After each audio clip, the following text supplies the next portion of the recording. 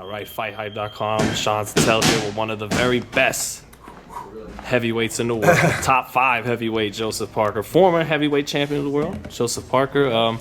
But Joe, you got a big fight lined up now with Dereck Chisora. Yeah. This is probably the biggest fight since being in a title fight, right? I think so. I think there's with the fight there's going to be a lot of interest. But I'm just, it's always a good feeling when you have a fight locked in, a date and an opponent and something to look forward to. So we got October 26th to look forward to.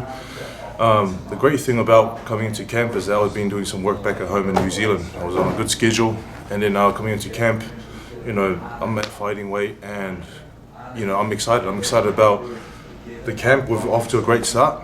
We got another, I think, 6 weeks here before we fly to London and adjust and adapt to the time and the zone there. So it's going to be a big fight. I think it's for me at this stage of my career, I must win. I know for him, he's been in the game for a long time, and he's coming off 2 great wins. Well, a knockout with Spilka and another points decision, for someone who wasn't really fighting. So I don't think he has a lot to lose, but for me at this age, I think it's a must win. Yeah, and he knocked out Carlos Takam as well recently. Yeah. But with that being said, you've gotten a couple of spectacular knockouts. Last 2 fights against Flores and Lapai.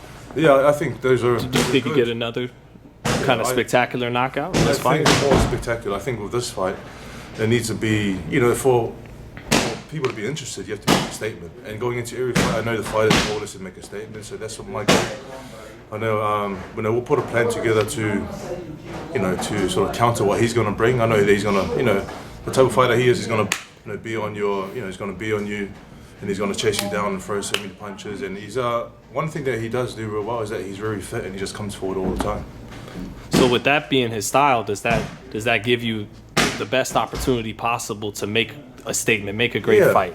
I think with that style, it's gonna cause for a war, but also it's gonna make it an interesting fight, because there's a lot of people saying it's a 50-50 fight, And so I think with that style, I know what I have to do, but I'm really good at boxing and moving. But then again, I want to mix it up as well and make it interesting.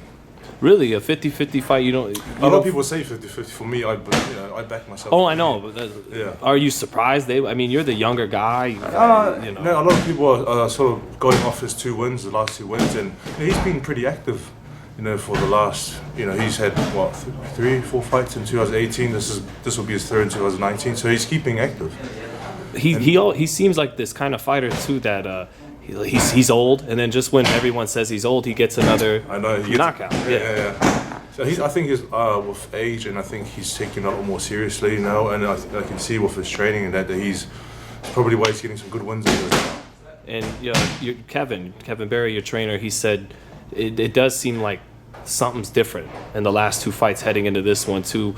He talked about the weight, you come in at less kilos for what you talked about that too, and I had times in the past where I come for the Joshua fight, I was 122 kgs and cut down to 107. So instead of learning and learning combinations and different things to do, I was focusing on losing weight. So that wasn't a good start. But now I think I've matured. I think I've learned. Obviously I've learned that I've come back into camp, both camps now, or 3 camps, and in good shape, ready to train, ready to learn, ready to work very hard.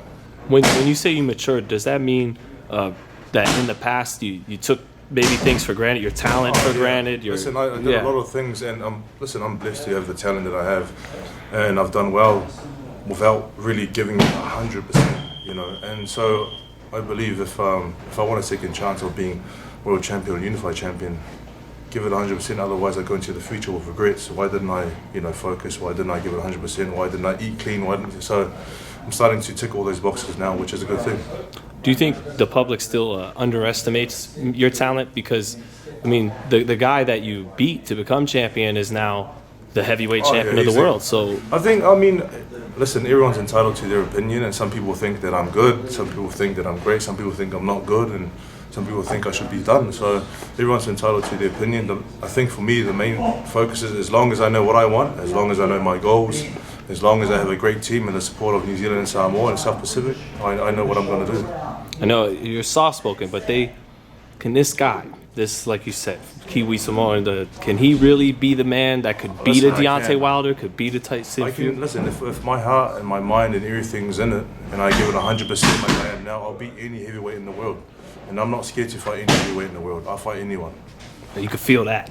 I'll fight, seriously, I'll fight anyone. And it's not saying that I disrespect them or... Of course not. Listen, Deontay Wilder's a great champion. You know, Joshua was a great champion. Ruiz now is a great champion. Tyson Fury is a great fighter, a great champion. If I had the opportunity to fight them, I'll fight them because I'm not scared of anyone. And if you want to be the best, you got to fight the best. And if you want to make a statement, those are the people you have to fight. So that's what we're aiming towards.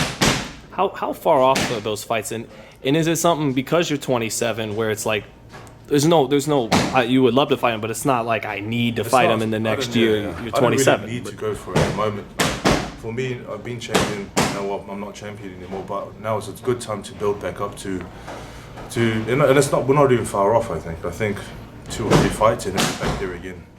Do you think that Dillian White rematch should happen before you get back to a title fight? Listen, I've always said it, and I'll say it again. I would love a rematch with Dillian White. You know, he was a better fighter on that day. I don't think he's a better fighter overall. I think I could have done better. But listen, that's the past, and he won that fight, so good on him. And if we did have the opportunity to fight again and have a rematch, I'd love that. I'll take it in a heartbeat.